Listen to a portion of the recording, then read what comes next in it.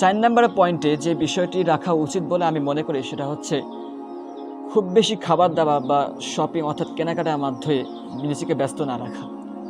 আমরা অনেকেই আছি যারা রমাদানুল মুবারক আসলে মনে করে যে রমাদানুল মুবারক মাস মানে হচ্ছে খাবার দাবারের খুব আয়োজন করা, সিহরি ভরপেট খাওয়া, ইফতারের জন্য অনেক বেশি বেশি করে আইটেম তৈরি করা, কেনাকাটা করা, এগুলো ব্লা ব্লা ব্লা।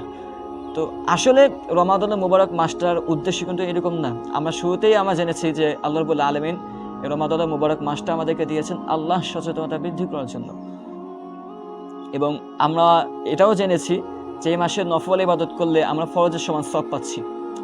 তো আমাদের সকলের উচিত বেশি বেশি করে ইবাদত করা।